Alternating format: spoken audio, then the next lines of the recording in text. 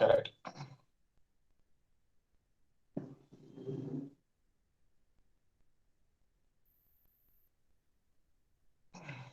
So good evening to all of you. So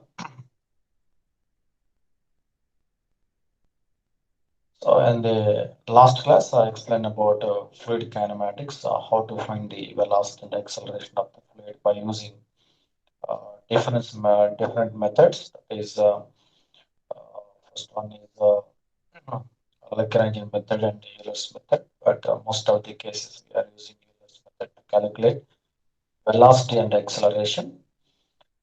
So I told you the entire analysis of calculation of velocity yesterday. So today I'm going to start with the fluid dynamics. So listen carefully.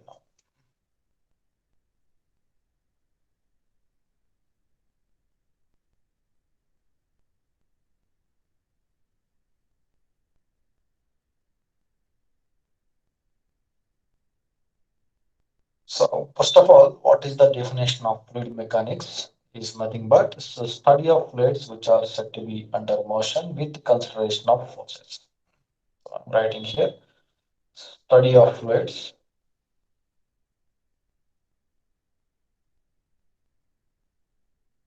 which are under motion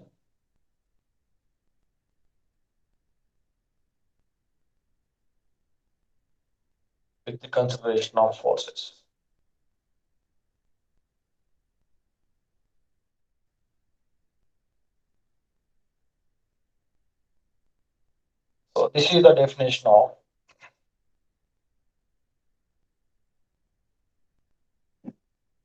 So this is the definition of fluid dynamics.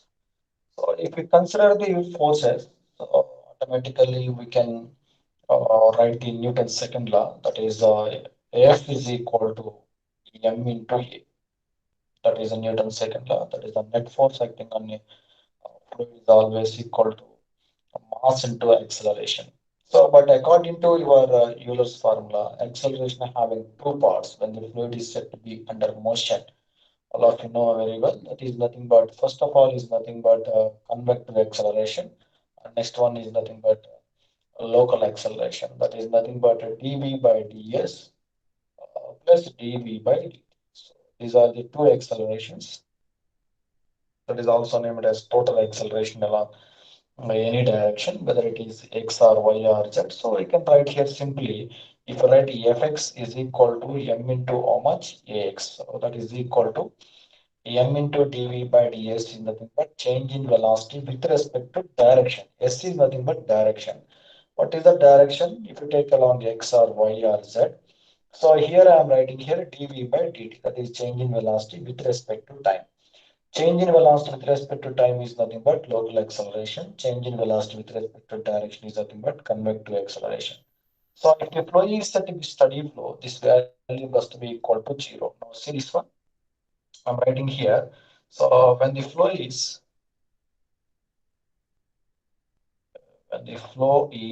steady flow, which acceleration is 0 now? All of you know it very well. I have already told you in the last class. That is dv by change in velocity with respect to time is 0. Then I'm writing here fx is equal to m into, so that is nothing but dv by how much? ds. So this is nothing but convective acceleration. If the flow is said to be uniform flow or uniform flow, then I'm writing here fx is equal to m into how much dv by dt. Why? Because here, so dv by ds must be is equal to 0. That is change in velocity with respect to direction is 0 when the flow is said to be uniform. When the flow is said to be steady, dv by dt must be is equal to 0. So we can write these values. So I'm writing here when the flow is said to be steady and uniform. So I'm writing here when the flow is steady and uniform,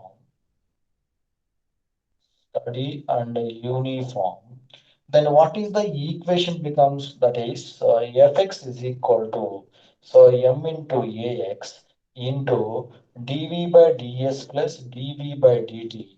So these two becomes 0. Why? Because the flow is said to be steady and uniform. Then Fx must be is equal to how much? Zero. Listen carefully here. So what I am saying, when the flow is said to be steady, we can get this equation. When the flow is said to be uniform, we get this equation. When the flow is said to be steady and uniform, this we can get the equation Fx must be is equal to how much? Zero. What is the meaning of this one? That is that net force acting on the fluid must be is equal to zero when the fluid is said to be steady and uniform. Now tell me, what are the forces which are acting on the fluid now? So I have already told you what are the uh, uh, forces which are acting on the fluid here. So listen carefully.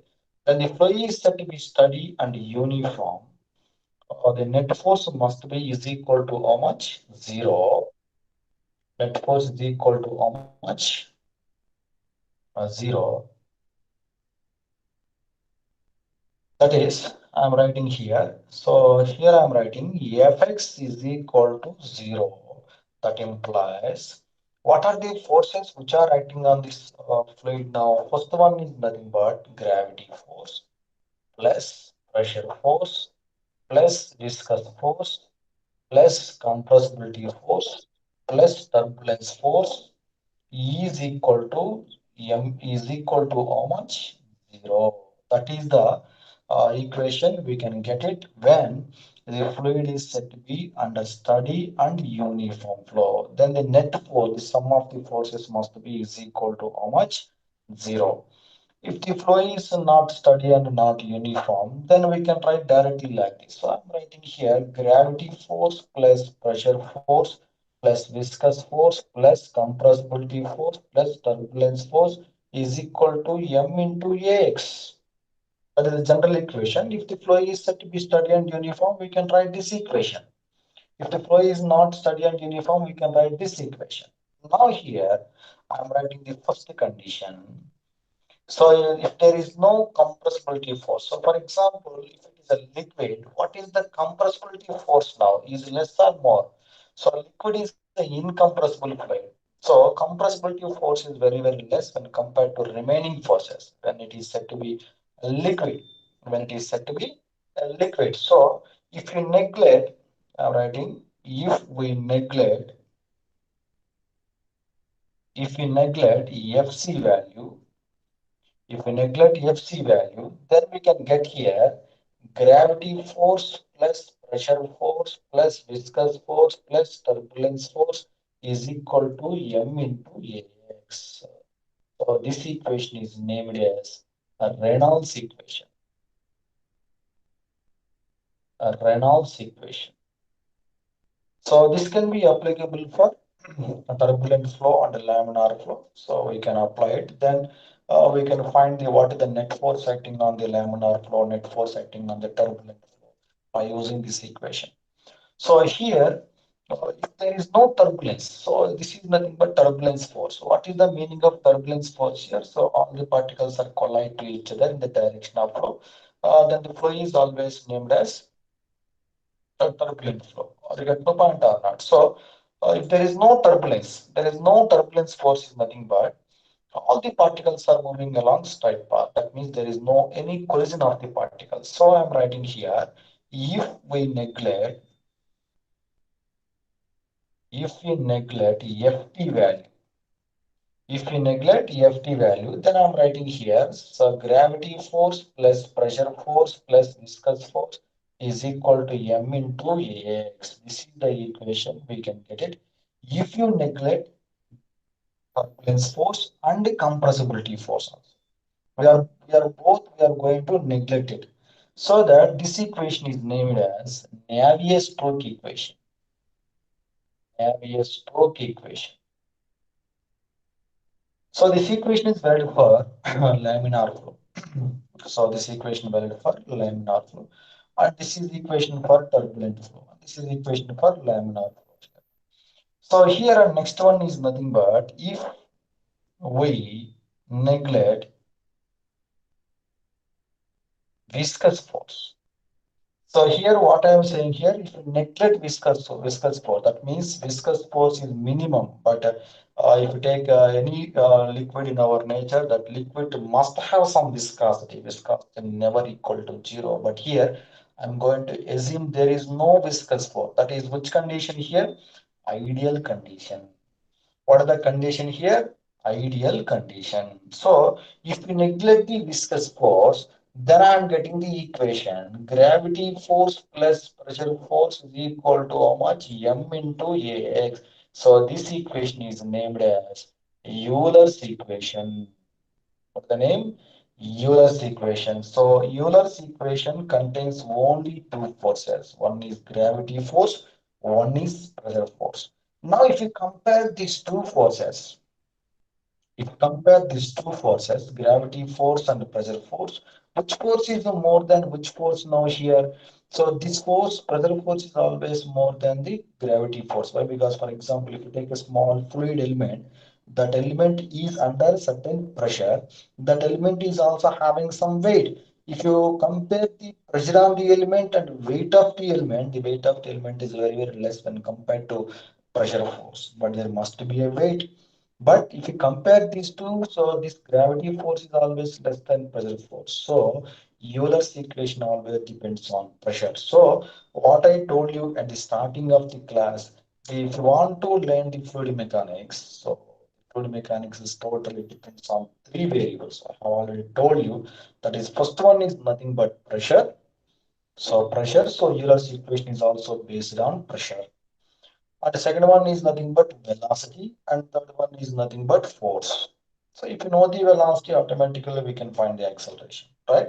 So these are the three equations we are going to use to calculate any value. But we are going to use this equation most of the cases. Why? Because we are going to deal with ideal cases. So we are going to deal there is no viscosity, there is no losses. There is no losses means there is no losses means there is no viscosity means the energy at point 1 must be is equal to energy at point 2 in the direction of flow. Is it possible? No, never. There must be a loss of energy takes place when the fluid flows takes place from point 1 to point 2 or section 1 to section 2. There must be losses. All of you know those losses. So that is nothing but major losses and minor losses. So all of you know what is major losses. Major losses always due to friction and minor losses always due to sudden expansion, sudden contraction and pipe bends and pipe fittings and obstruction in the direction of flow. There are some reasons are there to find the major loss also. But here Euler's equation always depends on pressure and gravity. And here there is no viscous force means there is no losses. There is no losses. Now here I want to derive the Euler's equation. I'm not giving the derivation part, but I want to give the simple formula for Euler's. So you have to follow the derivation part in your textbook, then you will get the derivation for Euler's formula. I'm going to give it to you what is Euler's. So here, according to Euler's formula, that is nothing but gravity force plus pressure force must be is equal to m into a. Then I'm writing here when the flow is said to be steady and uniform. When the flow is said to be steady and uniform, that implies I'm writing here gravity force pressure force must be is equal to how much? Zero. Pressure force and gravity force must be is equal to how much? Zero. Are you got my point or not? Right? So if you derive this one, so find the gravity force, find the pressure force, and add those two, and equate to zero, then we are getting the equation here. That is nothing but so dp by rho plus v into dv plus g into dz is equal to how much? Zero. Is equal to how much? Zero. That is the equation of Euler's. That is the equation of Euler's. So if you integrate this equation, then we are getting here p by rho plus v square by 2 plus G into Z is equal to constant. Is equal to how much? Constant. Now I'm going to divide on both sides by which one? G value. Then I'm getting here. So P by rho G plus V square by 2G plus Z is equal to constant. So I got my point or not? So this is named as Bernoullis equation.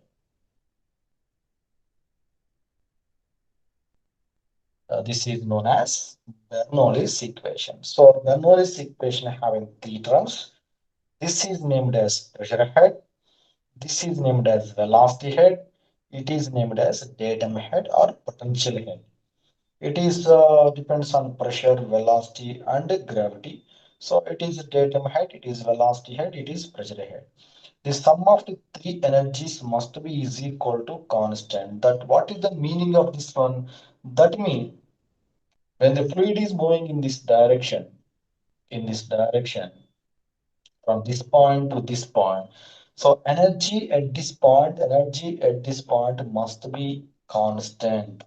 That is, energy remains constant.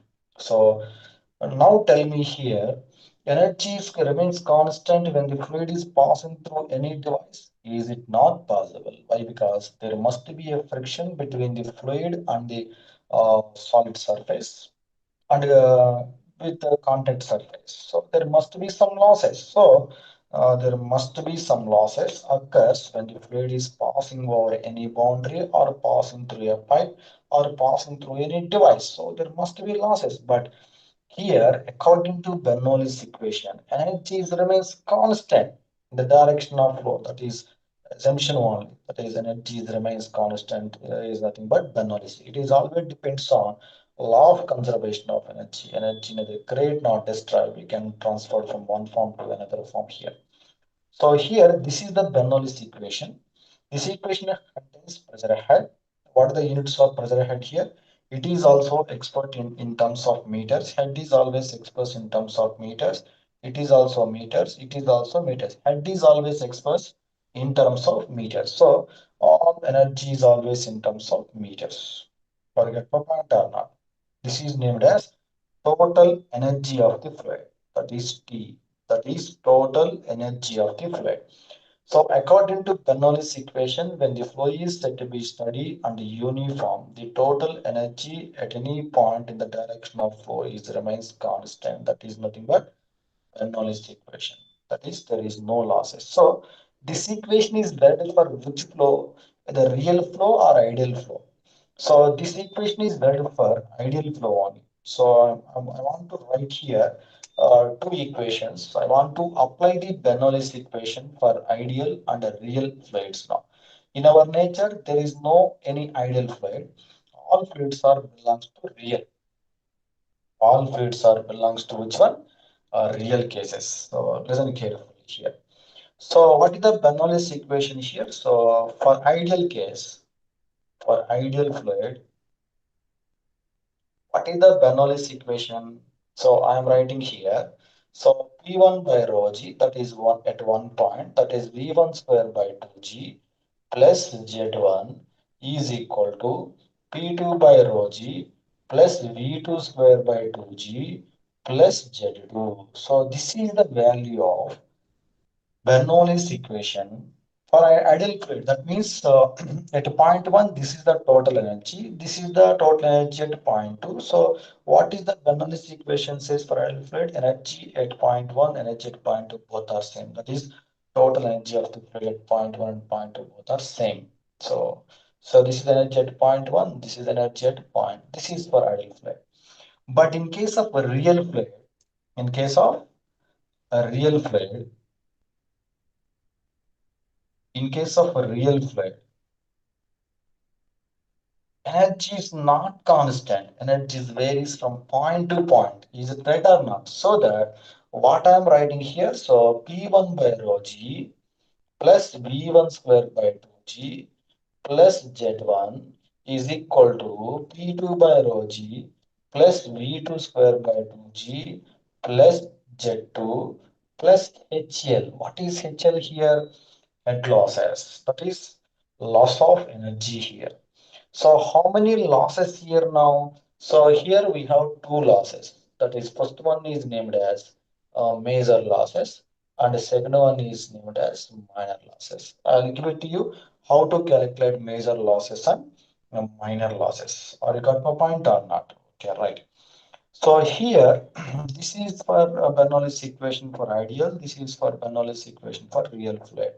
Now, my question is, can you apply the Bernoullis equation for a fluid when the fluid is said to be under motion only? It is not valid for static fluid or not? Now, my question is here, this Bernoullis equation is valid for both static fluid and when the fluid is said to be under motion. Listen carefully here. I'll give you a small example. So, for example, if you take this is the reservoir, uh, which is having some quantity of water. That water is said to be under static condition. So this reservoir is at a height of Z from the datum line. This is the ground level. This is the datum line. This is datum line or reference line. So this is the head of the water that is equal to how much? So H value that is head of the water. Now, can you apply the Bernoullis equation for this fluid? This fluid is said to be under motion or static. Uh, this fluid is said to be under static condition. So its velocity becomes zero. So what is the Bernoullis equation? So the total energy is equal to P by rho g plus V square by 2g plus z. But what about this value becomes how much? Zero. So I'm writing here T is equal to P by rho g plus Z. So this is named as hydraulic energy. So this is named as hydraulic energy. Or you get my point or not? So in our turbines, we are going to convert the hydraulic energy. Or it is also named as piezometric head. So this is also named as hydraulic energy. Hydraulic energy is the sum of the pressure energy and datum energy. So in case of dams, we are going to neglect the datum energy, but we are going to take only pressure energy from free surface of the liquid to bottom of the reservoir. Then we are only having pressure energy. So it is also named as hydraulic energy. In turbines, we have to convert the hydraulic energy into mechanical energy. But in case of pumps, we are going to convert mechanical energy into hydraulic energy. So here, what is the main point here? So Bernoulli's equation we can apply for fluid which is said to be under static condition. So we can apply the fluid when the fluid is said to be under motion. So in both cases we can apply the Bernoulli's equation. But in case of fluid is said to be under static condition, that velocity becomes equal to how much? Zero. Or you got my point? All right. So this is the basic introduction about the fluid dynamics. Now here I'm going to explain to you what are the basic equations are required in fluid dynamics to find the force and work and power and efficiency of any device or uh, um, uh, what is the force exerted by the fluid and what is the work done by the fluid and what is the power developed by the fluid. So we can calculate each and every value by using some equations. I want to give it to you. Those are also named as dominating equations in dynamics. So those are also named as. I want to give it to you those equations. So I think all of you understood this one. What is the Bernoullis equation for ideal and real fluids here? So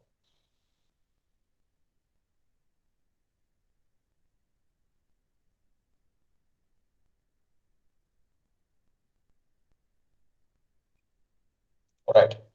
So now here I'm going to explain to you. So equations in fluid dynamics.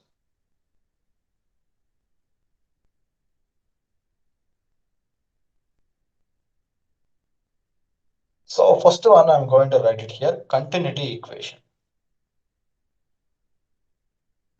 Continuity equation.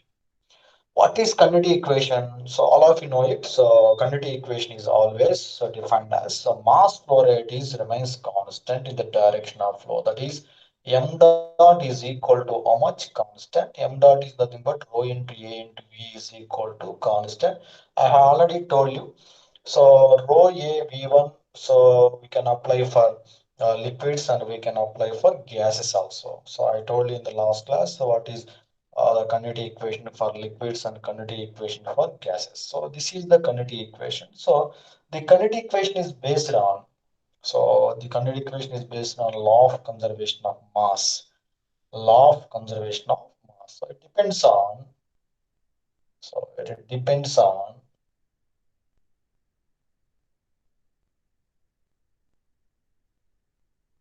law of conservation of mass.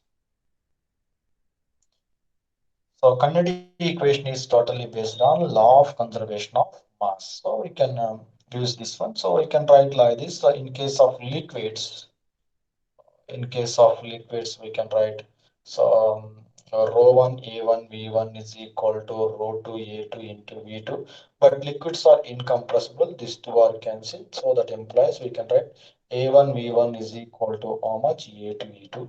But in case of gases, you can directly rho 1 A1 V1 is equal to rho 2 A2 into V2. But here rho 1 never equal to how much rho 2 in case of gases. I have already told you. So this is the equation we are going to use in our fluid dynamics. We have to find the what is the input velocity and exit velocity of the fluid when the fluid is said to be under motion, or we can find the area of cross section at input and area of cross section output. We can find automatically if you know out of these four variables, if you know the three variables, automatically we can find the fourth variable. So that is the advantage of the Kinetic equation. So okay, right. All right, and second one I'm going to give it to you, Bernoullis equation.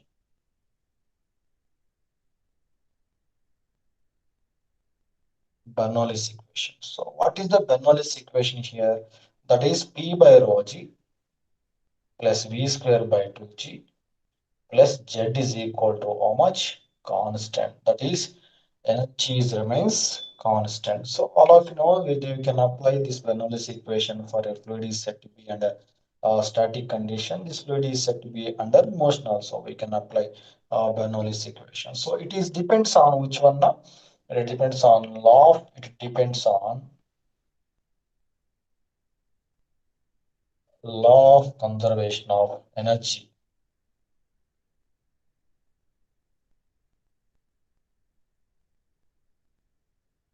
Law of conservation of energy. Are you got the point? Right. And next one, I'm going to give it to you. That is impulse momentum equation. Impulse momentum equation. I'm writing here impulse. So I'm writing here, listen carefully. Third equation.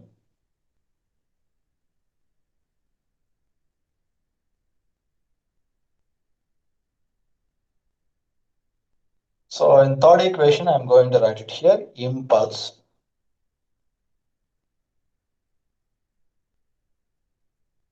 momentum equation. So what is the impulse momentum equation? According to Newton's second law, according to according to according to Newton's second law, F is equal to how much? M into A. So that implies F is equal to how much? M into dV by dt. Or you get my point or not? So that is implies we can that F into dt is equal to M into dV. So F into dt is nothing but impulse. Mass into velocity is nothing but momentum. So that equation is always named as impulse momentum equation. That can be written as like this also. F is equal to how much? So M into dV divided by time is nothing but always per second. So mass per second, this is nothing but mass per second is nothing but which one? Mass flow rate. That is nothing but I can write here m dot into how much dV. So I can write here F is equal to so m dot into dV is nothing but V1 minus how much V2. So this is the formula of impulse momentum equation.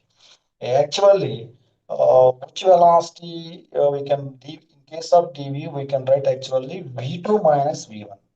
But according to Newton's third law, every action there is equal and opposite reaction. So velocity v2 is always goes on reduces.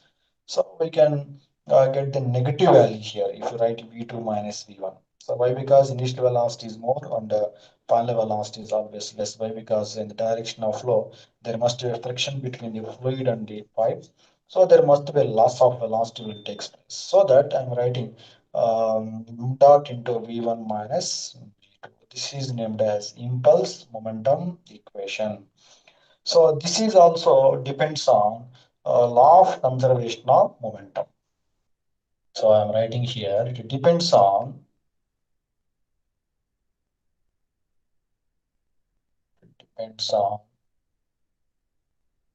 law of conservation of momentum. That means momentum is remains constant. Momentum is remains constant in the direction of flow.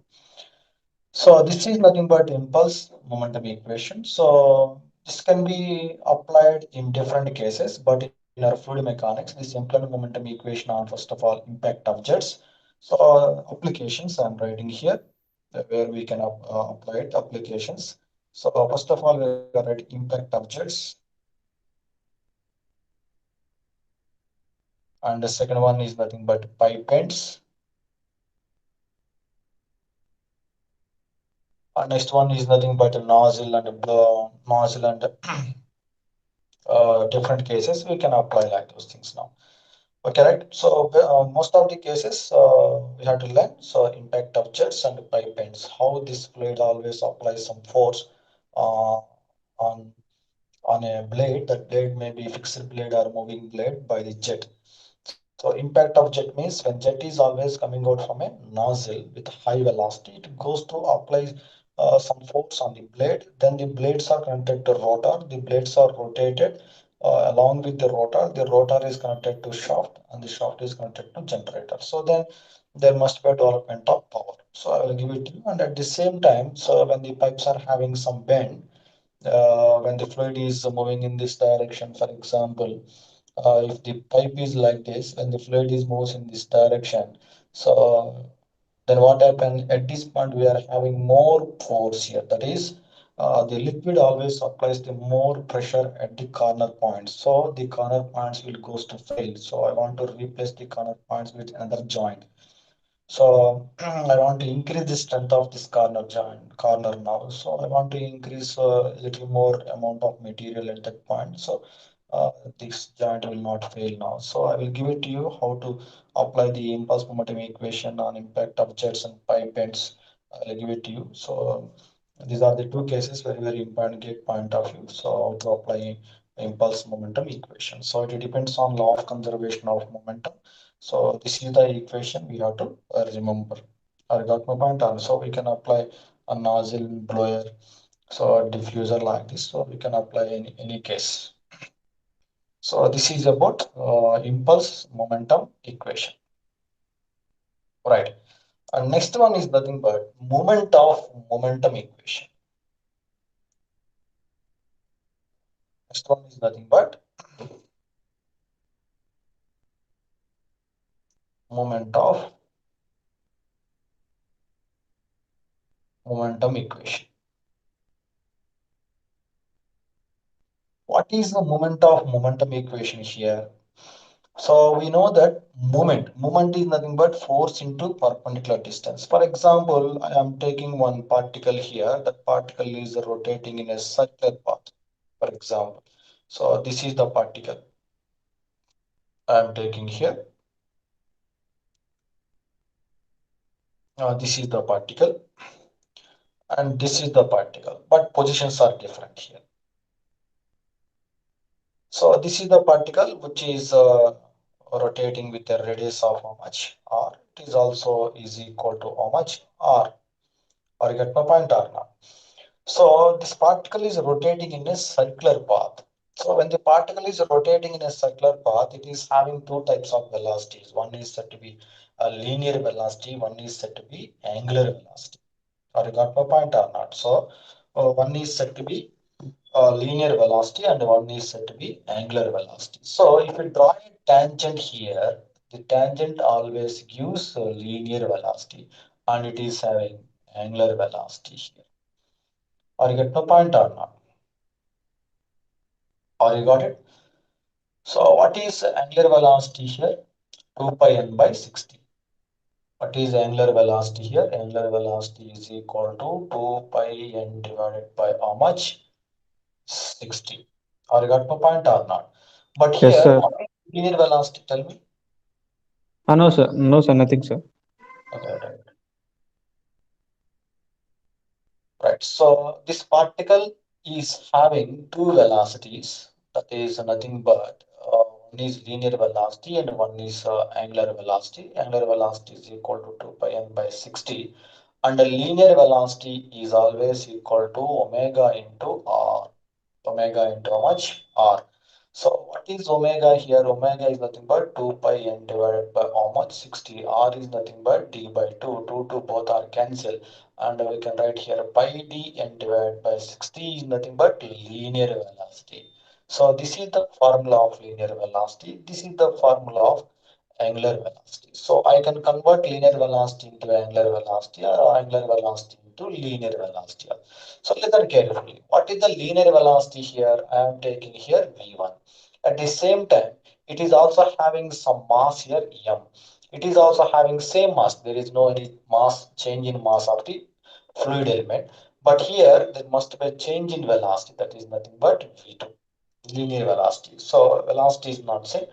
Velocity varies from point to point. So when the particle is rotating in a circular motion, so it is having different velocities at different points. So it is having two velocities. One is angular velocity and one is linear velocity. Now tell me, so for example, this is position one and this is position two. What is the equation I'm saying here? Momentum equation. Now tell me what is the momentum at position one, momentum at point one. What is the momentum at point one? Tell momentum is nothing but mass into velocity. So I'm writing here m into v1. So I'm writing here momentum at point two, m into v2. Now tell me moment moment of momentum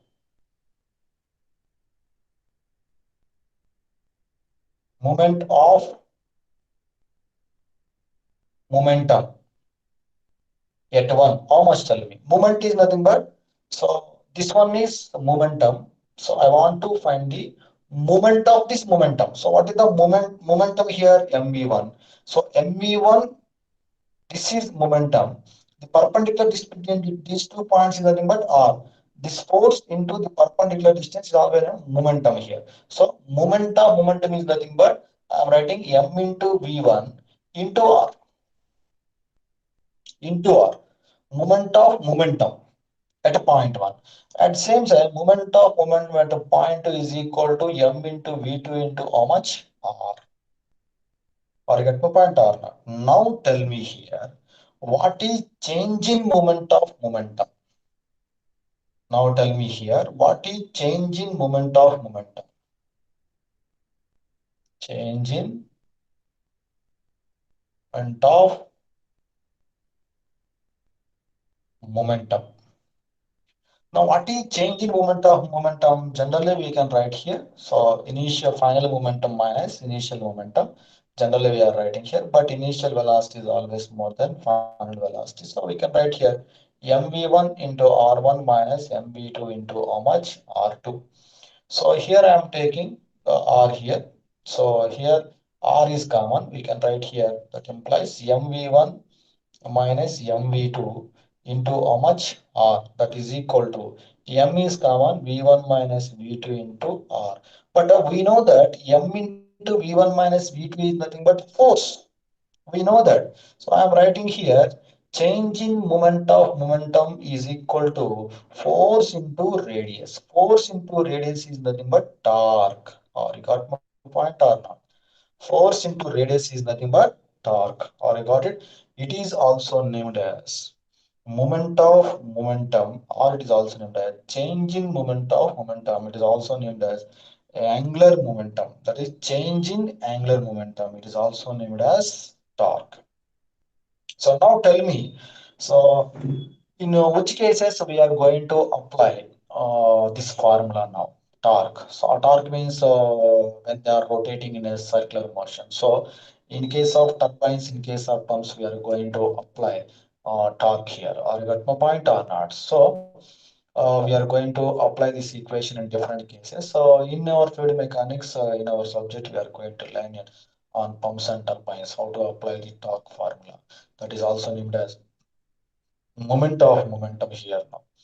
Or you got my point or not? So these are the four equations we are going to learn. So first of all, I'm going to give it to you some problems on Kinetic equation. After that, that means application of uh, continuity equation. I want to give some problems, and next one I want to give the application of Bernoullis equation.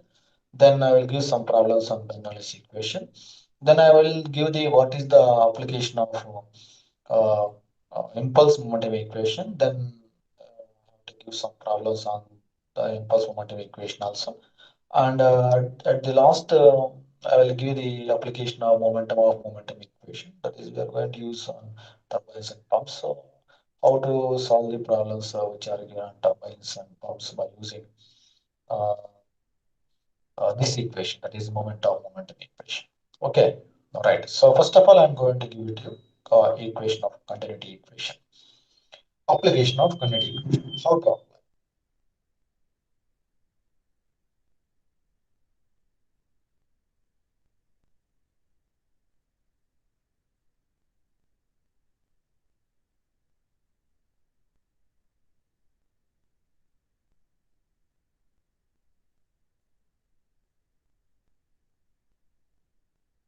All right. So, listen carefully. So, continuity equation.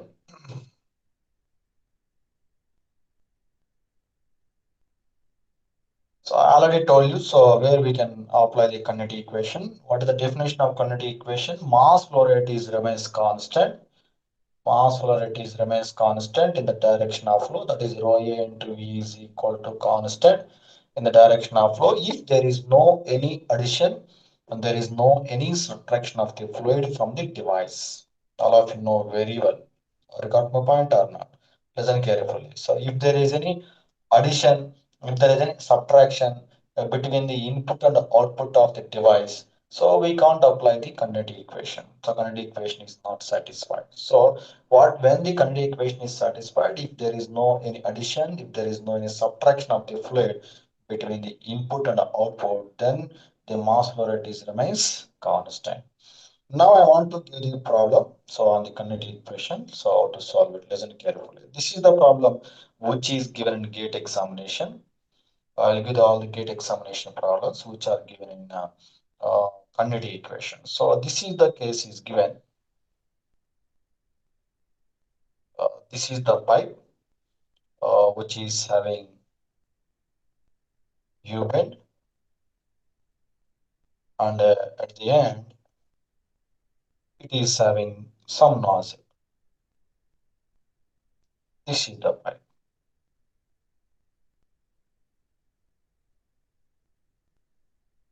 and the distance between from input to output is nothing but 100 mm. And this velocity which is enter the pipe, velocity of the fluid which enter the pipe is given as 1.5 meters per second, and this diameter is given as that is 100 mm. And this is the exit of the liquid. The diameter is given as 25 mm. 25 mm. So this is the leaving point of the fluid. This fluid is leaves from the exit of the nozzle. The nozzle diameter is given here, that is 25 mm. So here the question is given, find the exit velocity of the fluid. Find the exit velocity of the fluid. The question is given on this one now. So that is given on simple kinetic equation. So how to calculate this problem now? So this is the liquid which is passing through this pipe now. So if you see this diagram, there is no any addition, there is no any subtraction of the fluid between the point 1 and point 2. Then we are going to apply the kinetic equation. Mass flow rate is remains constant. So it is liquid or gas. It is given clearly liquid. It is given clearly liquid. Liquid is passing through this pipe. So then I am writing here, if it is a liquid, we can write A1 V1 is equal to how much? A2 V2. What is A1 here? That is pi by 4 into how much? D square. What is D square here? 100 square is equal into how much? V1. V1 is nothing but 1.5. And A2 is nothing but how much? Pi by 4 into D square. D square is nothing but 25 square into how much? V2. Then pi by 4 get cancelled. Then I can write here V2 is equal to 100 by 25 whole square into how much? 1.5. Then V2 is equal to how much? This is 4 times is cancelled. Then 16 into how much? 1.5. Then we can get the value of this one. How much value we get it now? I will get that value. So I will give it to you. So I think 24 something.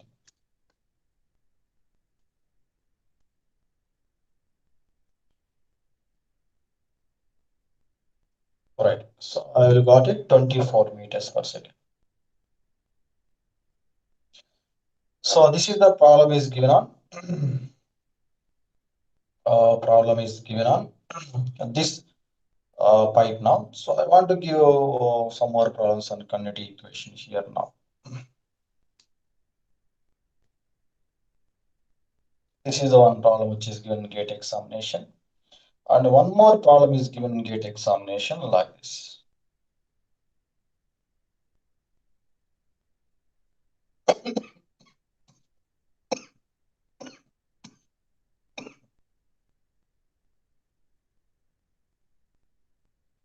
So this is the pipe is given. So listen carefully. This question is given like this.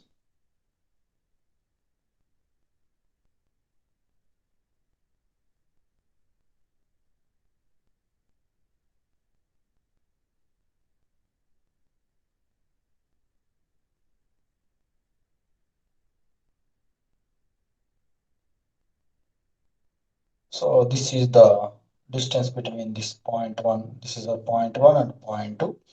The distance between these two is given as 2 meters. And this diameter is how much? D. And this diameter is how much? D by 2. Or you got my point or not?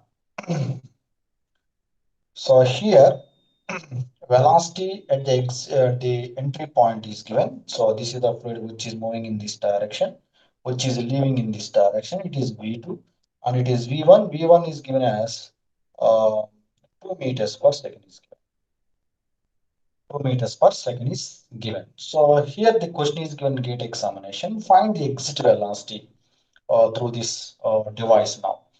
So this is the divergent convergent portion. So this is very cross section of the pipe. So here to here diameter is same, but here diameter is D, here is diameter is D by 2. Now how to calculate? So between the point 1 and point 2, there is no any addition, there is no any subtraction of the fluid. Or got my point or not? So that what I am saying here, if there is no addition, if there is no subtraction of the fluid, then we can apply the continuity equation. So I'm writing here, so A1 V1 is equal to A2 V2. This is for liquid, so it is given, it is a liquid, not gas. If it is a gas, we can write rho 1 A1 is equal to rho 2 A2 V2. So what is A1 here? A1 is nothing but pi by 4 into how much? D square into V1 is equal to A2 is nothing but pi by 4 into, so D by 2 whole square into V2. So here pi by 4, d square get cancelled. V1 is equal to how much? That is 1 by 4 times of V2. Then V2 is equal to 4 times of V1. 4 into what is V1 is given 2 meters. So 2 meters, then we can get 8 meters per second. So this is the value of V2, the last at exit of the device. I got my point or not? Right. So this is the Another problem on continuity equation. I want to give one more problems on continuity equation also. So listen carefully now.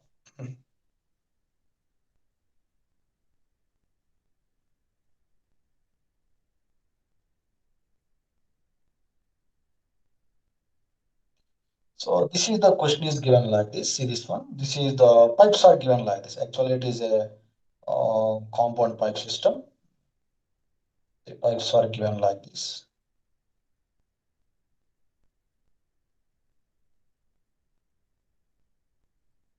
So this one is entry, and this one is also entry, and this one is leaving, and this one is leaving the pipe.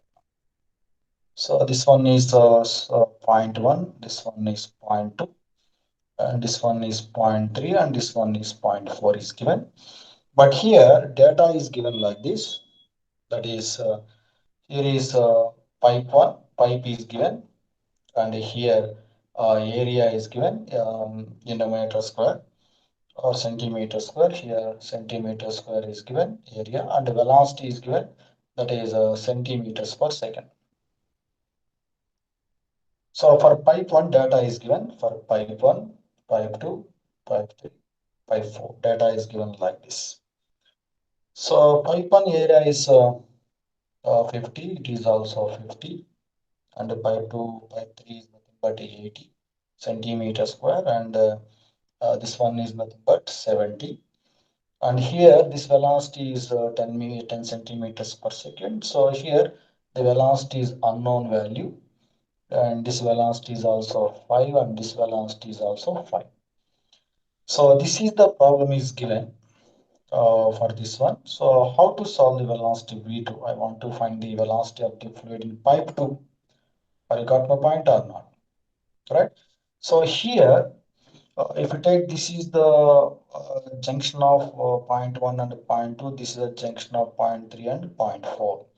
So these are the entries, these are the leaving points. So I am writing here how much fluid is enter here.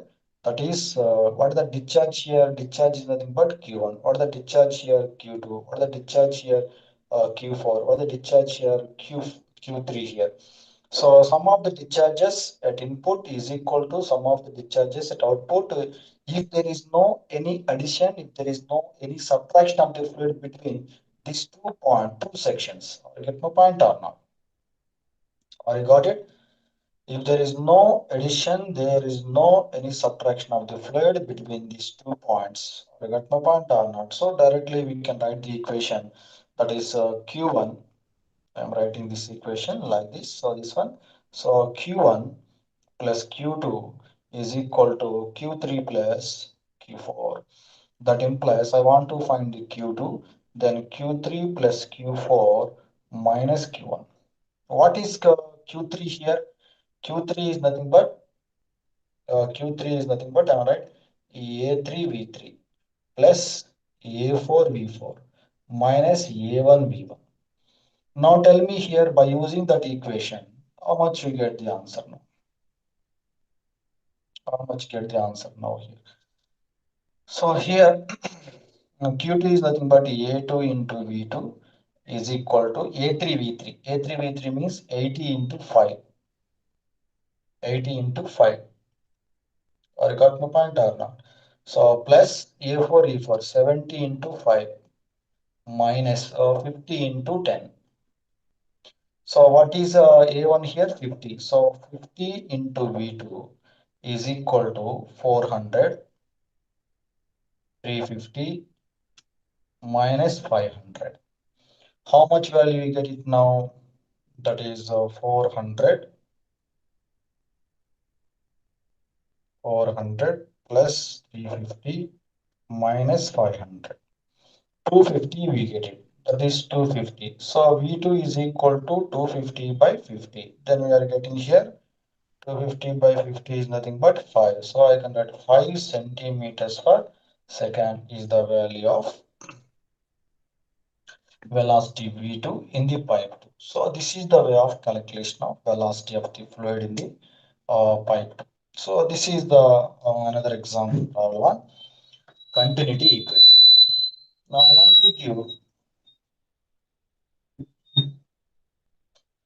want to give another problem on this one. Please take care about that thing also.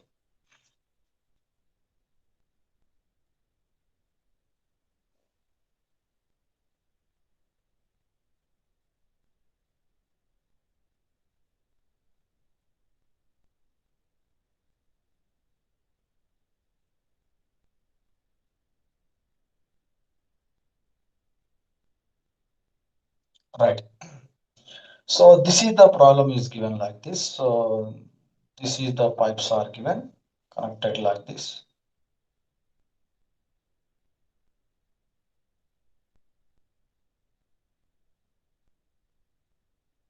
So this is the direction of flow here, and here this is leaving, and it is coming in this direction.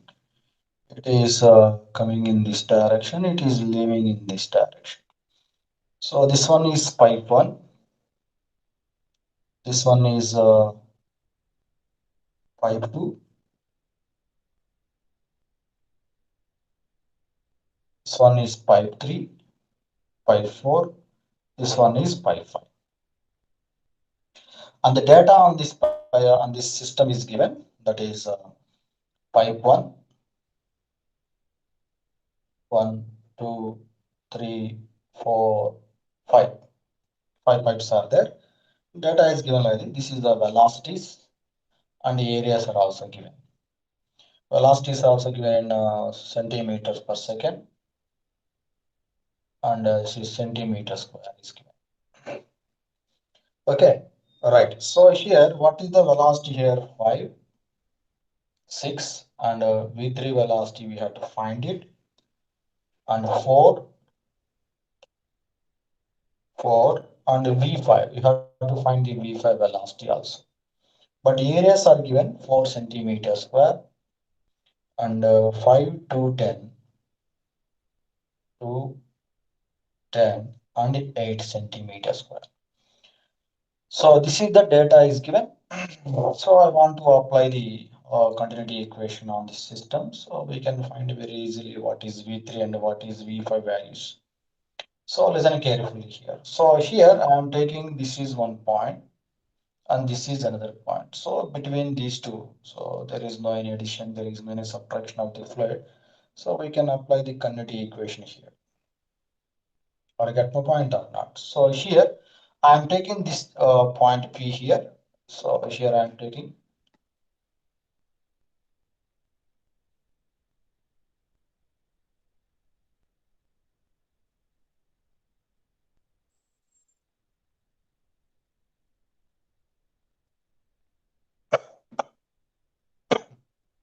So here I am taking the point Q here. So by at point P, what is the entry fluids now here? So discharge at inlet is equal to discharge at outlet. What are the discharges which are enter at P now? So this one is how much? Q5, and this one is entry Q1, and this one is leaving, and this one is how much? Q4. Now here, so according to Kinetic equations, that is mass flow rate A1 V1 is equal to A2 V2. That is total discharge at inlet is equal to total discharge at outlet in case of liquid. So here I am writing here Q1 plus Q5 is equal to Q4, and Q5 is equal to Q4 minus Q1. That is A5, that is A4. So A4 V4 minus A1 V1. So how much we get here? So A4 V4. A4 V4 means 40 minus A1 V1 is nothing but 20. That is 20 we are getting. That is Q5. So Q5 is nothing but A5 into V5 is equal to 20. I want to find the V5 value. So 20 divided by A5. A5 is nothing but how much? So we can get 2.5 something. That is velocity at pi 5. So one is clear. Now I want to find the velocity V3 that is in the pipe 3. So I am taking the point Q here. Then I am going to apply same principle.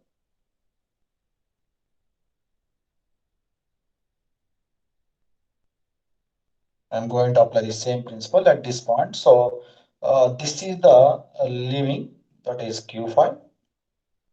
This is also leaving. This is nothing but Q3. And this is entry, that is nothing but Q2. Are you getting? Right.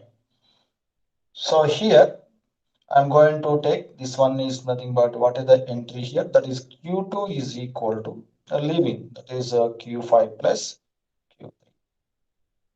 Sum of the discharges at entry is equal to sum of the discharges at leaving. Then here, what is Q3 value here? That implies Q3 is equal to Q2 minus Q5. What is Q2 here? Q2 is nothing but 6 into 5, 30 minus what is Q5? A5, A5, B5. A5 is nothing but how much? 8 into 2.5. That is nothing but 20. That is equal to how much? How much you get it now? That is 10 we can get it. 10 we can get. Then we can write here Q2 is equal to A2 V2 is equal to 10. But what is V3 here? Sorry, A3, Q3, right? Q3 is equal to A3 V3 and is equal to 10. That implies V3 is equal to how much? 10 divided by A3. What is A3 here? 2. Then we can get 5. So we can write 5 centimeters per second. So this is the way of calculation of velocities in different types of pipes by using the continuity equation. So in this way, we can apply the continuity equation in different cases. So we have to take care about. So if you want to apply the continuity equation, so between any 2 points, there is no addition, there is no any subtraction of the fluid, then only we can apply continuity equation. Then we can find the velocities at any point or a velocity in any point, we can calculate it. Okay. Right. So these are the some applications of continuity equation. We can apply anywhere the continuity equation. So whether it is liquid or whether it is gases. In case of gases, we can write rho one A1 V1 is equal to rho two A2 V2. We can apply those things also. Right. So this is about continuity equation. Now I'm going to explain about Bernoullis equation. So what are the application of Bernoullis equation? So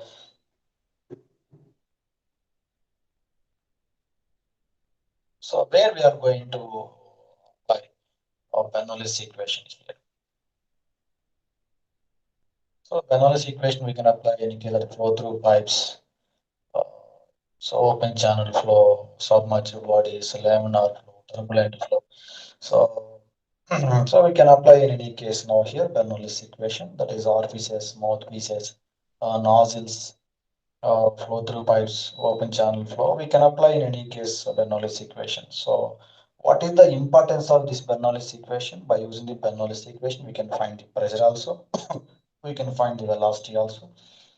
We can find the total energy and we can find the hydraulic energy also at point 1 and point 2 in the direction of flow. So here, what are the applications of Bernoullis equation here? Application of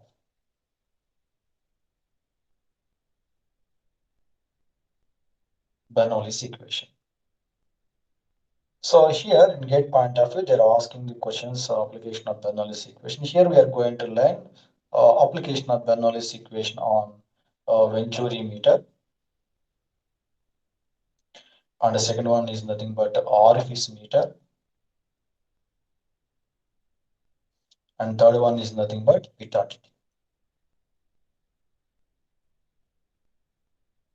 So these are the devices we are going to use to calculate the flow rate. These are also named as flow measuring devices. So these are working on Bernoulli's principle. So I can apply the Bernoulli's equation on Venturi meter to calculate discharge, that is rate of flow. So by using the orifice meter also, we are going to calculate discharge value. So I'm going to calculate discharge value by the application of Bernoulli's equation on the orifice meter. By the application of the Bernoullis equation on the beta T, we are going to calculate velocity of the flow in open channel flow or in a pipe also. That is, velocity is always maximum at the center.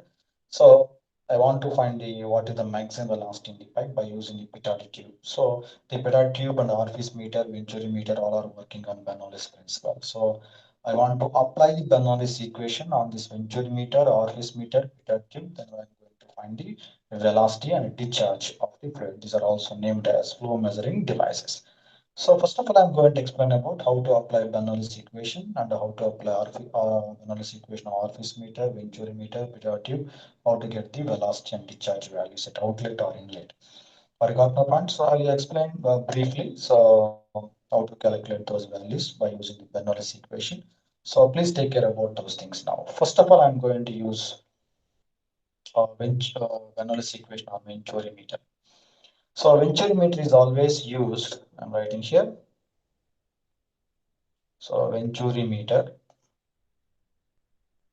is used to find the flow rate in pipes.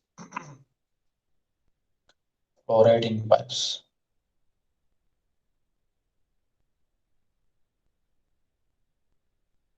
So this is the diagram of venturi meter. So please take care about this one. So this is the venturi meter diagram.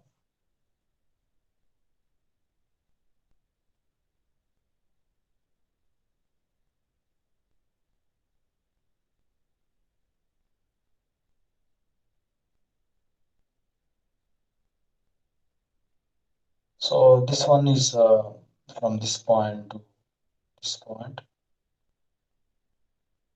So here three portions are there. So this one is nothing but from this is section one and this is section two, inlet and outlet. This one is nothing but throat. All of you know it. This one is nothing but THRO throat, and this one is convergent, and this one is nothing but divergent. So there are three portions are there. This one is convergent, throat, and divergent. But here, where the area of cross section is minimum, at that point the pressure is less, velocity is maximum here. This is pressure is less, but here area is more here, so pressure is maximum here. I want to find the flow rate, that is velocity at point 1 or velocity at point 2. So I want to connect the differential manometer between these 2 points like this. Differential manometer between these 2 points like this. Why? Because by using the differential manometer, we are going to calculate what is the pressure difference between the point 1 and point 2 here. That is throat. Or get my point or not? Why? Because here is pressure is more, here is pressure is very, very less. Then velocity is more here. Or get my point or not? At it what that means area of cross section is minimum here. Or get my point or not? So this is nothing but pressure head difference between the liquid levels in the manometer. It is always gives us the symbol of X. So we can calculate what is the pressure difference between these two. I have already given to you how to calculate that value. Or you got my point or not? So I have already given to you that is H is equal to how much X into Sm divided by Sp minus 1, and H is equal to X into that is 1 minus Sm divided by Sp value. So we can write the things two values also. So this is the we can use when SP is always greater than SM is greater than SP. It is always SM is less than SP value. So I will tell you that is SM is nothing but specific gravity of the fluid in the manometer. SP is nothing but specific gravity of the fluid in the pipe. When the manometric fluid specific gravity is more than pipe, then we can use this formula. The manometric fluid specific gravity is less than the fluid in the pipe, then we can use this formula to find the H value. What is H generally? H is always equal to how much P1 minus P2 divided by how much rho g is equal to X into, we can write any formula, Sm divided by Sp minus 1.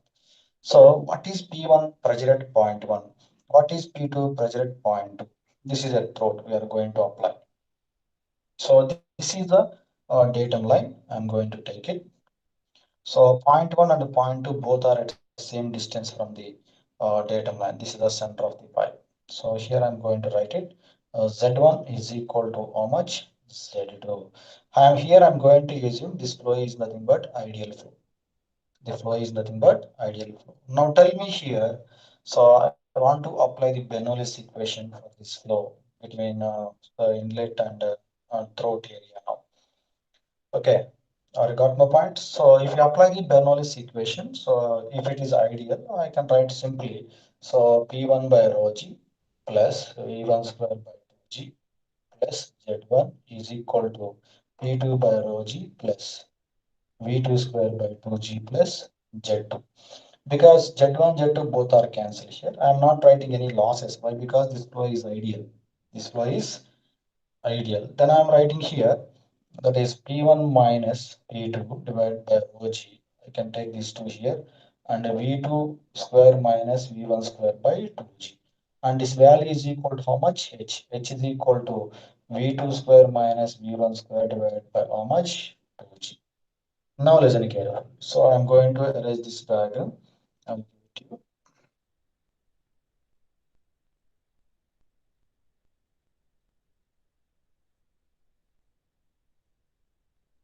Right, which value we are going to calculate here? So here we are going to calculate what is the exit velocity and the exit discharge of the fluid.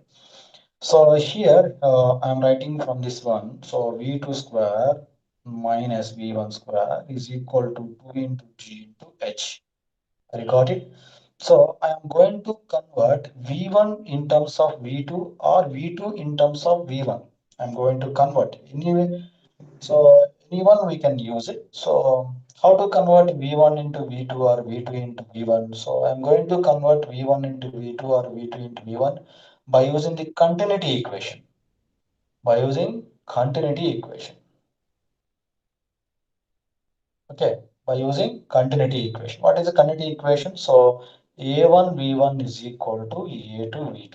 It is between inlet and throat, but because we are going to connect the manometer between inlet and throat here. So by using this one, I want to convert this one V1 is equal to how much? A2 by A1 into how much?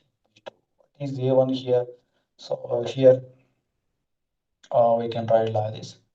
Can substitute here now. Then I am taking here V2 square minus A2 by A1 into V2 in place of V1 whole square is equal to 2 into G into H. So V2 square is common. Then we can write here 1 minus A2 square divided by A1 square is equal to 2GH. I want to find the V2 value. I want to find which value? V2 value. What is V2 here? Exit velocity. So I can write directly like this. So V2 is equal to so square root of 2GH divided by square root of so 1 minus A2 square divided by how much? A1 square. I got my point or not? I got it. We can put our total is under square root. So we can, if you want to write the discharge value. So I can write simply. So Q2 is equal to how much? A2 V2. So we can write A2 into square root of 2GH divided by square root of 1 minus A2 square divided by A1 square. So this is the value of discharge at point 2. So the discharge is always named as critical discharge, not practical discharge. Why? Because this flow is nothing but ideal flow. Flow is nothing but ideal flow. Ideal flow means no losses. So no losses means discharge we are getting more. So this is theoretical discharge. Theoretical discharge means we are not considering frictional losses. So what is the relation between theoretical discharge and practical discharge? So I'm going to write this equation here.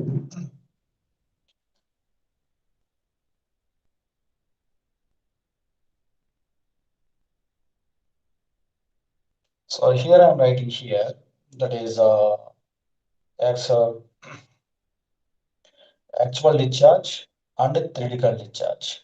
So between these two, actual discharge is always less than the theoretical discharge. So I'm writing here CD is equal to Q actual divided by how much? Q theoretical. So this is named as coefficient of discharge.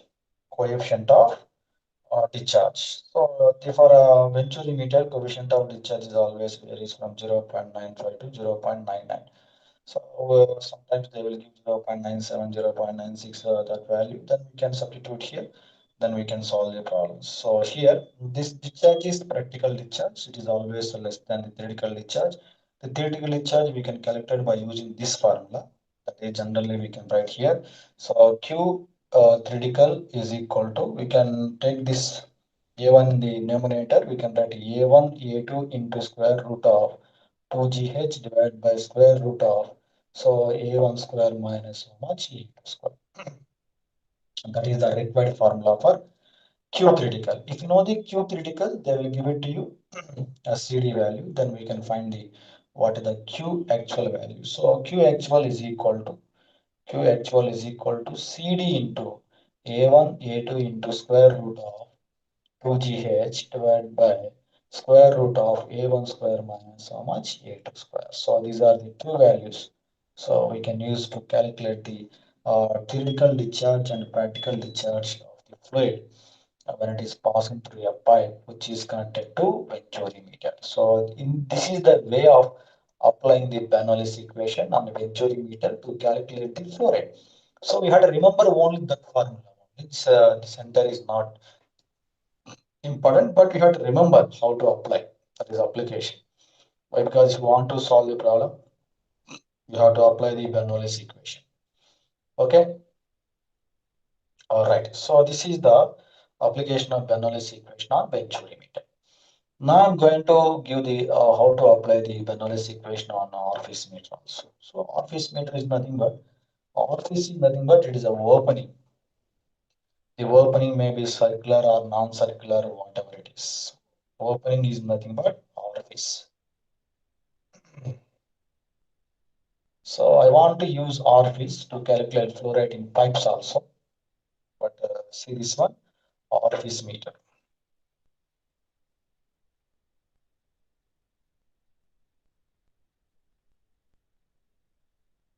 So this is the pipe.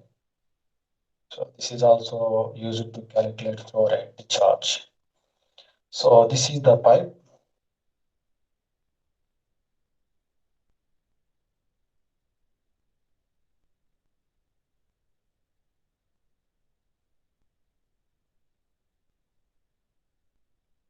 So I'm going to put an orifice here.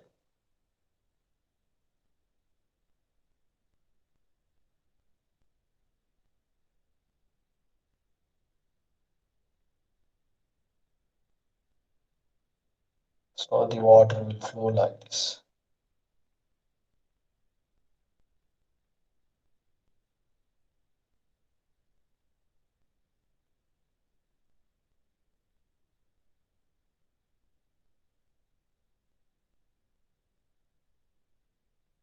So this is the direction of flow of water through this opening. This opening is nothing but orifice. So if you see in this direction, it is orifice is nothing but it is a circular disc. It is a circular disc which is having a tapered hole at its center. This is the hole. This is the hole. So this is the process of liquid. So this is a narrow cross section, narrow circular cross section in the direction of flow. So the outside diameter of the disc is always coincide with the diameter of the pipe. Or I get my point or not? So here, this area is nothing but orifice area A naught, and this one is nothing but A naught inlet area, and this one is nothing but outlet area. So this one is nothing but A2 outlet area, minimum area. So where we are getting the uh, pressure is minimum, where the area of cross section of the liquid is minimum, at that point we are always velocity is maximum, pressure is minimum here. When the water is flowing in this direction, the area of cross section is goes on reduce, reduce, reduce. Here is area of cross section is minimum here. Get the point or not? So that area of cross section is I'm going to indicate as A2. So between these 2 points, I'm going to connect a differential manometer because these two are maximum and minimum pressures here now. So This is the manometric fluid. We can use mercury or any other fluid. So I'm using mercury here. This is the difference between the mercury levels. We are going to indicate by the symbol X. So this is the diagram of Venturi meter. So same we can take, this is the datum line here. So here point 1 and point 2 are at same level. I'm taking this one is point 1, this one is point 2. This point 1 and point 2 are at same level. That is Z1 is equal to how much? Z2. That is datum energy at point 1 and point 2. What is orifice here? So orifice is nothing but it is a circular disc which is having a tapered hole at its center, and the outside diameter of the disc is always coincide with the diameter of the pipe. So that is nothing but orifice. Simply we can say orifice is nothing but an opening. Orifice is nothing but orifice is nothing but an opening. So through when the fluid is passing through this opening, there must be a variation of pressure. So we can see the diagram. So how the pressure is varies. So I'm going to connect differential manometer between the maximum and minimum pressures. Then we can find the H values. H value we can write always H is equal to P1 minus P2 divided by how much? Rho G. Then apply the Bernoullis equation as same as in our Venturi meter. Then I am getting the formula like this. So here one more point I am going to give it to you. So between these two, here is this is orifice area, this is exit area. That is CC is always named as area of contraction or Venna contract. This is named as Venna contract. So it is also named as coefficient of contraction. So what is coefficient of contraction? We can write A2 divided by how much? A naught. So what is A2 here? A2 is equal to CC into A naught. So we can remember this relation in the derivation part. But we can use the direct formula in solving the problems in GATE examination. There is no need to remember the derivation part. Okay. So I'm writing the direct formula that is actual discharge is equal to how much CD into A naught A1 into square root of 2GH divided by square root of A1 square minus A naught square. So this is the value of actual discharge. And we can find the theoretical discharge. If you remove the CD value, then we can get the theoretical discharge value or get my point or not. So I'm not giving the derivation part, so we can derive the equation as same as in Venturi meter. So then, or you got it? Right. So here, by using Venturi meter or by using orifice meter, we are always going to calculate discharge value. So if you know the discharge, automatically we can calculate the velocity value also. So we can calculate velocity first of all, after we can calculate discharge also, no problem, as you wish. So, but I'm not giving the derivation part here. We can remember the formula. But on this one only, one question is given gate examination. But on Venturi meter, so 5 or 6 questions are given in the gate examination. Okay, remember that thing now. So, okay. Right. So this is the application of Bernoullis. Same, we can apply Bernoullis equation between point 1 and point 2. We can write P1 by rho g plus V1 square by 2g Z1 plus Z1 is equal to P2 by rho g plus V2 square by 2g plus Z2. Z1 and Z2 both are cancelled. Then we can find P1 minus P2 by rho g is equal to V2 square minus V1 square by 2g. We can ask the same derivation. No problem. Okay. Right.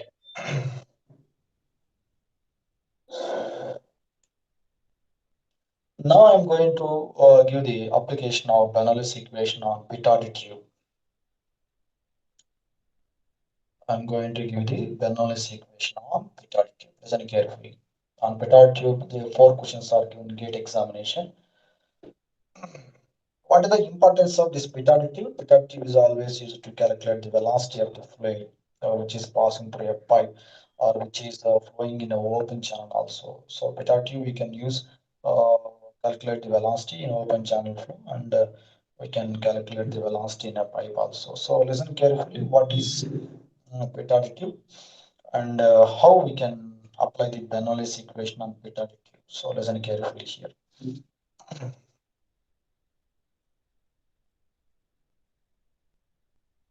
Pitot tube. It is always calculated velocity of the fluid. If you calculate the velocity, automatically we can find the discharge also. Or you got my point? All right. So here, this is the Pitot tube. So this is the pipe which carries some quantity of liquid. For example, you can take water, which carries some quantity of liquid. For example, you have to take water, and this is the direction of flow of the water. So here I am taking a Pitot tube, which is going to connect exactly at the center of the pipe, like this. It is like a piezometer, but the piezometer is always connected at the surface of the pipe, but it is exactly connected at the center of the pipe. Then I'm going to connect here one piezometer here. There is also I'm going to connect one piezometer here. This is point one. This is point number two. And I'm going to take this one is the datum line.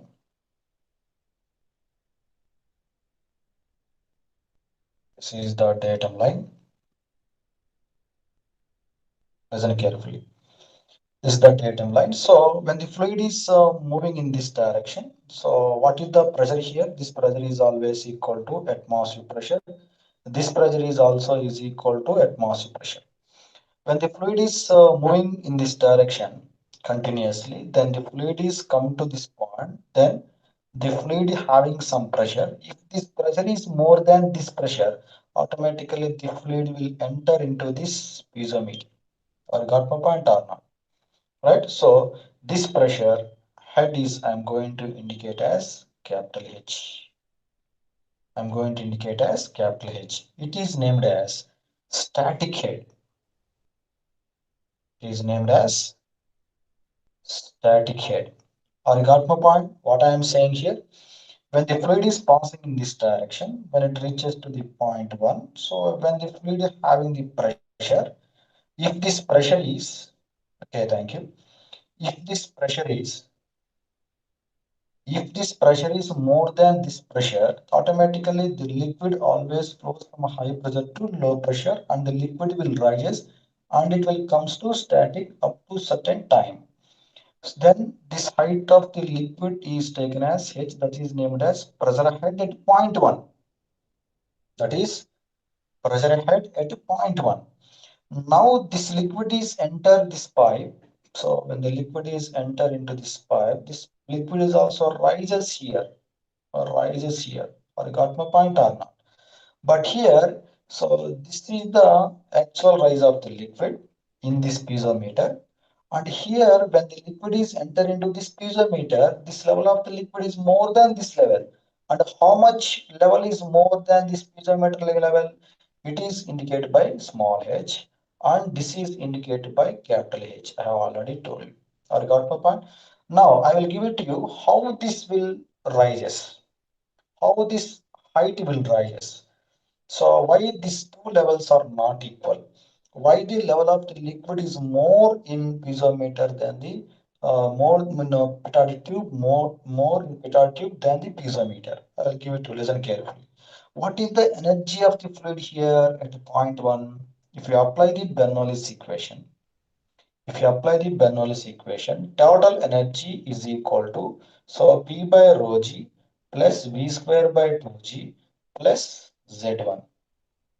Or you got my point or not? That is the total energy at point one. Or you got it? Right. So here, this is the pressure energy. This is the pressure energy. And this is the kinetic energy. And this is the datum energy. And what is the total energy at point two? That is P2 by rho g plus V2 by V2 square by 2g plus Z2. But according to Bernoullis equation, the total energy at point one must be is equal to total energy at point two. Or you got my point or no? So I'm writing here. So P1 by rho g plus V1 square by 2g plus Z1 is equal to So P2 by rho g plus V1 square by 2g plus Z2.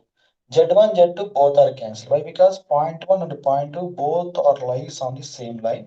So Z1 must be is equal to how much? Z2. Z1 is equal to how much?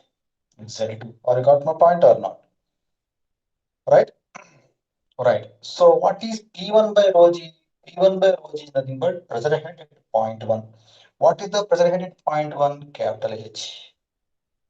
What is the velocity of the fluid at point 1? It has some velocity. So velocity is not 0. So V1 square by 2g is equal to.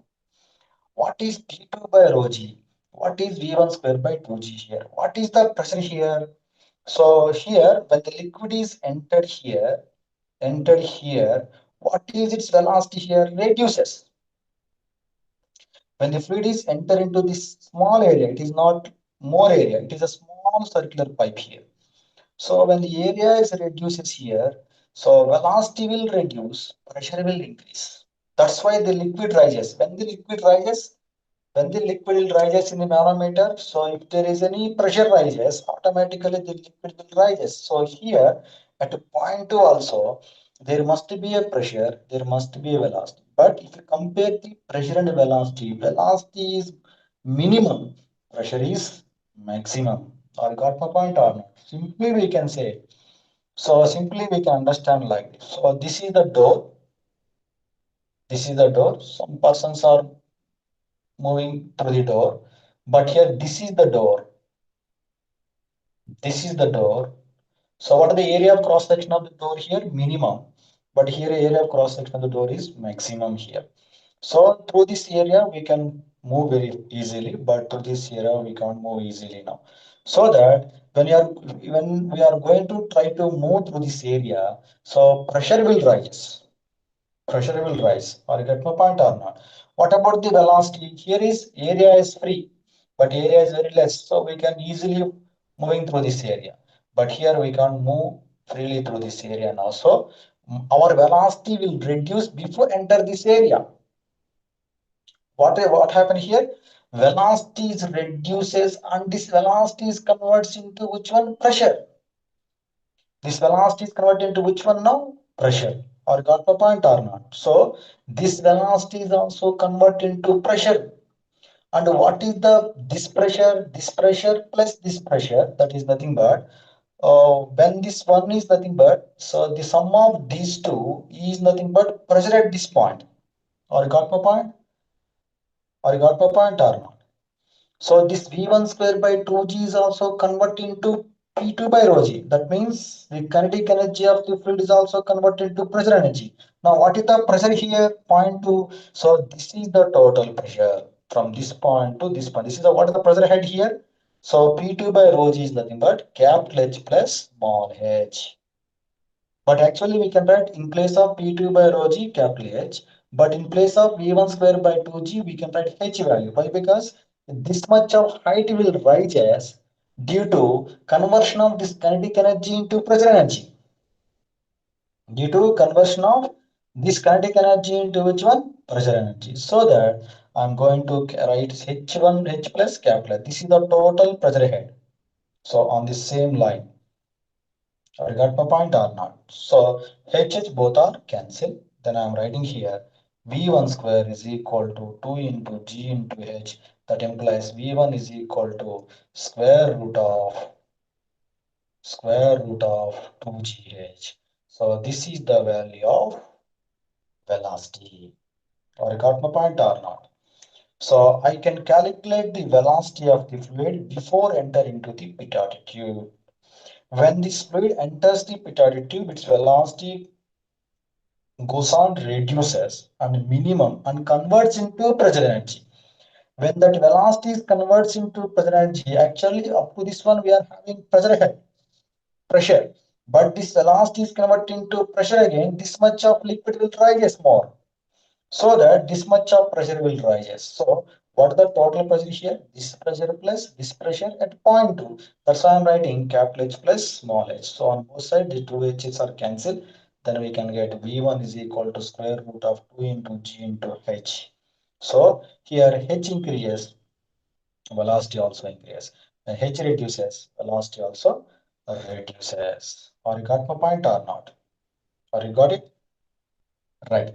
So this is the application of Bernoullis equation on uh, Venturi meter. But here, what is the h value here? H is nothing but isometric head. We can calculate h is equal to how much? X into Sm divided by Sp minus 1. I have already given to you.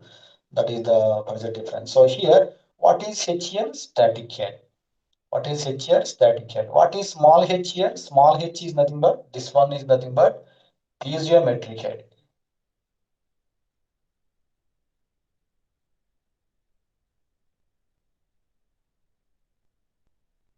Piezometric head. Or got my point or not? Now here, at this point, we are going to consider velocity almost zero. That is, we are going to do not zero, but minimum. That is, we are assuming here velocity is zero at point two. So velocity is zero here. When the velocity is zero, that point is named as stagnation point. That point is named as stagnation point, and the head is named as stagnation head.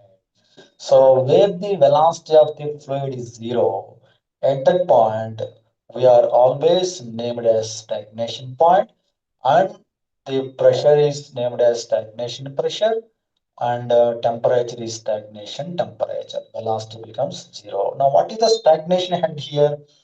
So here what is the stagnation head? We are going to write it here. I'm going to write three terms, very important.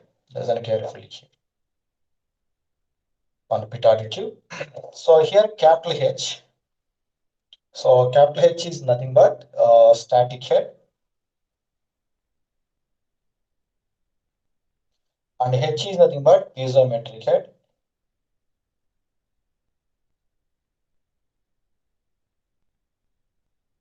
and H plus capital H plus small h is named as stagnation head.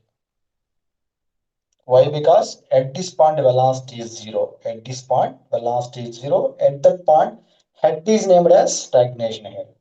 So if you want to find the small h, I'm writing here piezometric head is equal to, simply I'm writing here stagnation head minus static head. Remember that point. What I'm saying here, that is piezometric head is equal to stagnation head minus static head. You got my point? So this is the application of Bernoullis equation on beta tube to calculate velocity. What is the formula of velocity here? Velocity is equal to square root of 2 into g into how much? H. Sometimes we are going to connect like this also, no problem. Some going to connect like this also.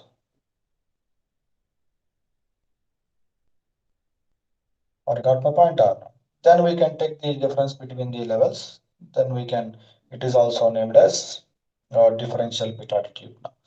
So it is also beta tube. So, or we can connect like this. So you can use like this also, no problem, as you wish. I'll give it to you one or two problems on this one.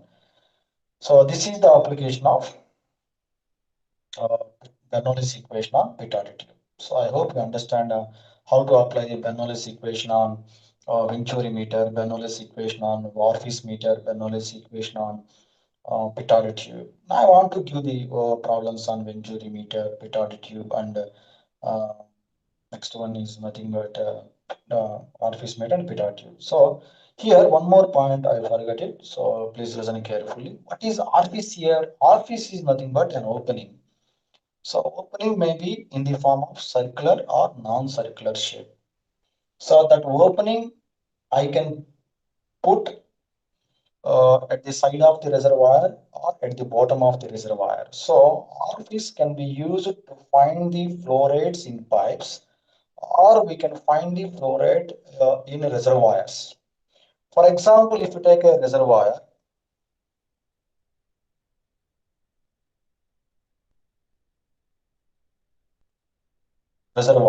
So this is the reservoir, for example. So I can put a small hole, or I'm going to provide a small hole. So at the bottom of the reservoir or at the side of the reservoir. For example, I'm going to put a small hole at the side of the reservoir. This is the center of the uh, opening, and this is the height of the water. So from this center of the uh, opening, that is equal to H. H is nothing but head of the water.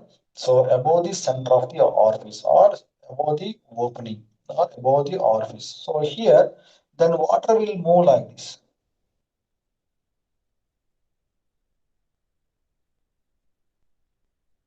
Water will flow like this. So when the water is coming out, so this is the minimum area we are getting here.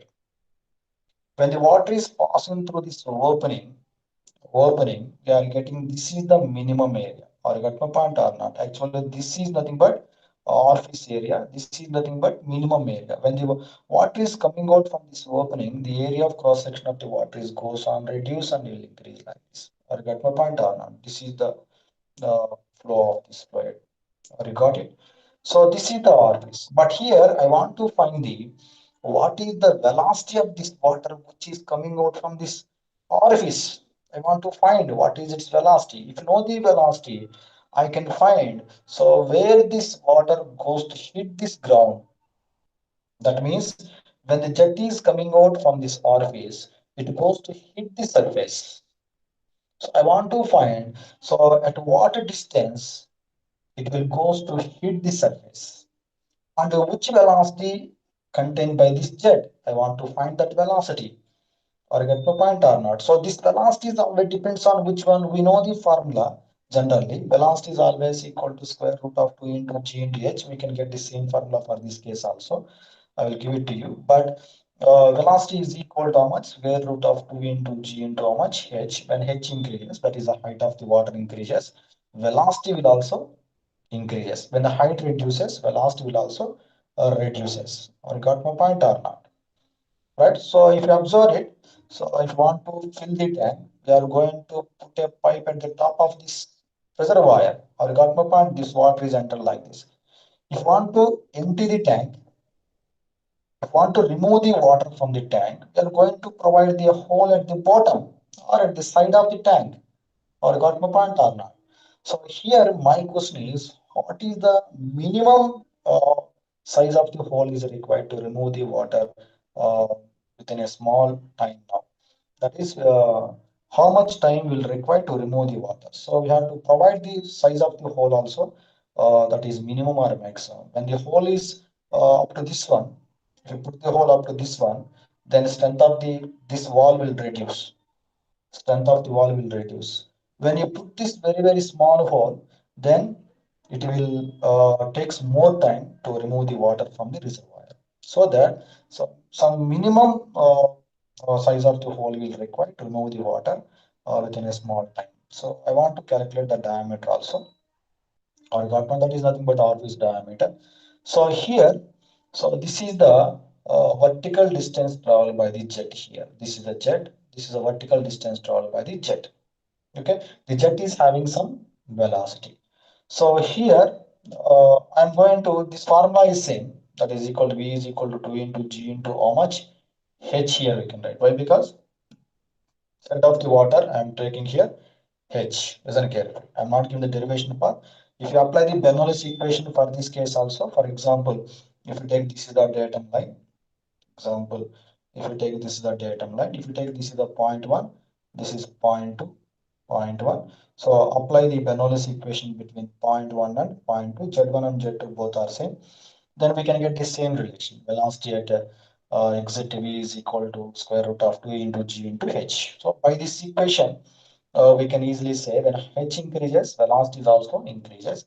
When H reduces, velocity will also reduces. So here, if you provide another hole here at the top here, and again another jet will also comes like this. And this is also travels a distance, a vertical distance of how much? This one is nothing but y1. This one is y2. But both are intersect at one point. Both are meet at one point now. So they will ask questions. So how, so at which point they are going to intersect to each other. So this is the horizontal distance traveled by the both jets. So here x1 is equal to x2. Both are equal. Both are equal. Or get my point or not? Okay.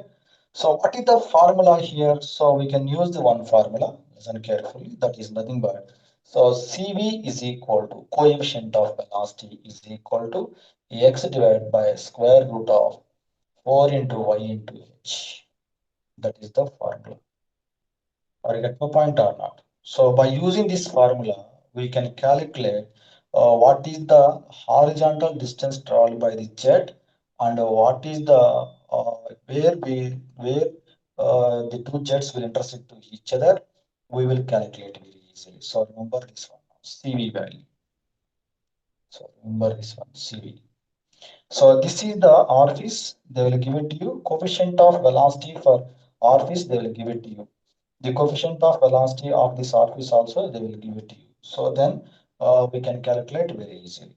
I got my point or not? So I'll give it to you one or two questions. Please listen carefully. So I'll give it to you how to solve that question on this one. So remember this formula. CV is equal to x divided by 4 square root of 4 into y into h. So what is the importance of this one? So orifice is always used to calculate flow rate in case of pipes, in case of reservoirs. What is meaning of orifice here? Orifice is nothing but it is an opening. So when this fluid is passing through this opening, so we are going to calculate what is the flow rate of the fluid.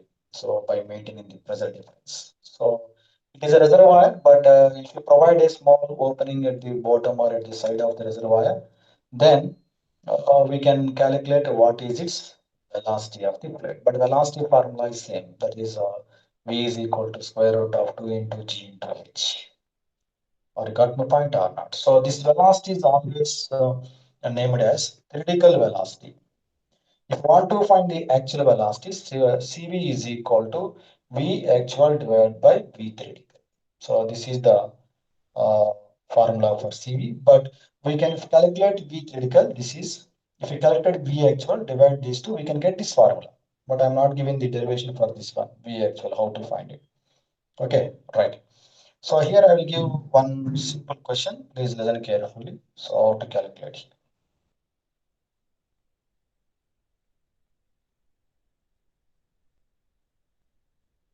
This question is given three times in civil engineering on this orifice on reservoirs, right? So this is the reservoir is given. So here up to this one is water is given. Here one orifice is given, and here is also one orifice.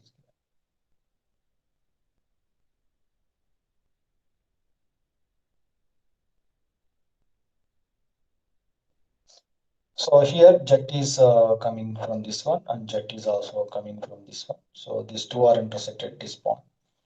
So this is the vertical distance traveled by this jet one, that is nothing but 0.5 meters, and the distance between these two orifices is equal to 2 meters. So this height of the water above the orifice one is h, is not given. Okay, so here, so these are the two orifices, both are identical. So both are identical. CV is equal to 0.96 is given. 0.96 is given. That is coefficient of velocity of two orifices. Both are identical orifices. Both are same. But here question is given. Question is given. At what distance the two jets are intersect to each other? That is the first question. Second question. What is the height of the water above the orifice one? This is orifice one. This is orifice two. Or got my point or not? How to calculate? Listen carefully here.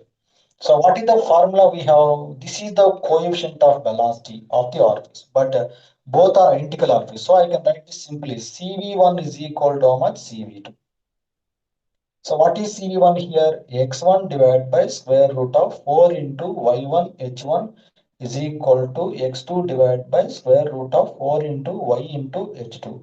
But here, what is the horizontal distance traveled by the two jets? Both are same. Horizontal distance is same. So X1 is equal to how much? X2. So X1, X2 both are cancelled. Square root, 4, 4 gets cancelled. So Y1 H1 is equal to how much? Y2 H2.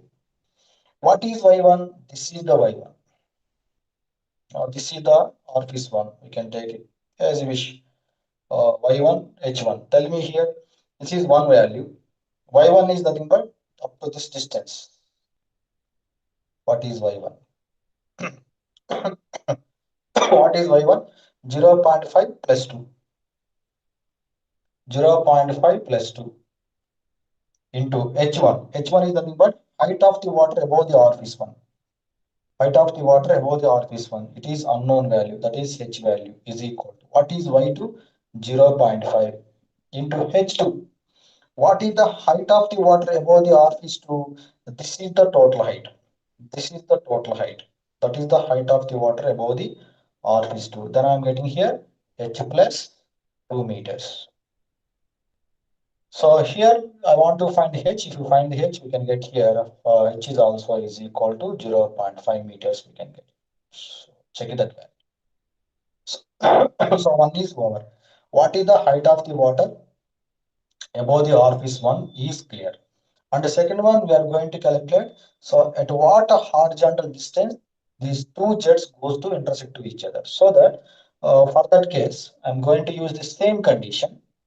I'm going to use the same condition. That is nothing but CV1, 1 is equal to CV2. That is x1 divided by square root of 4 y1 h1 is equal to. So x2 is divided by 4 times of 4 y2 into c2. That implies is also is equal to 0.96. So I can equate these two or I can equate these two. Then find the x1 or x2, but x1 must be is equal to how much? So I can write here x is equal to square root of 4 into y1 into h1 into 0.96. So I think we can get 1.29 something meters we are getting. So this is the value of x. What is x here? So this is the horizontal distance traveled by the two jets. The two jets goes to intersect at one point. But these two jets are coming out from two identical orifices. Identical orifice means coefficient of velocities are also same. So in this way, uh, they will ask questions. They are asking two questions. Whether they are asking what is the vertical distance traveled by jet 1 and jet 2, they will ask. Or what is the height of the water above the orifice or height of the water above the orifice 2, they will ask. Or they will ask at what horizontal distance the two jets goes to intersect to each other. They will ask any type of question on this one. So take care about this one. So in the next class, I will give the explanation about the remaining. That is how to calculate the Venturi meter problems, Orpheus meter problem, Pitachi problems. After that, I will give the explanation about application of impulse momentum equation and moment of momentum equation. After that, I will start with the laminar flow and turbulent. Okay, correct. So thank you very much. I'm going to leave the class. So we will meet in the Thank next you, class. sir. Thank you very much. Sir, I have a small request, sir. Tell me. Sir అది board కొంచెం ఇంకా edges కొంచెం కనపడట్లేదు sir. So camera next time కొంచెం next time నుంచి నా video కూడా కనపడుతుందేమో laptop లో చెప్తాను నాది మొన్న రిపేర్కి ఇచ్చాను okay. Okay sir. Okay sir. ఈసారి నుంచి బోర్డే ఉండదు నీకు ల్యాప్టాప్ లో చెప్పేస్తాను నేను డైరెక్ట్ గా నేను కనపడతా ఎస్ ఉంటుంది sir. Yes sir. Yes sir. Next time నుంచి థ్యాంక్ అట్లా యూ సార్. తీసుకోండి okay right thank you thank you sir. Right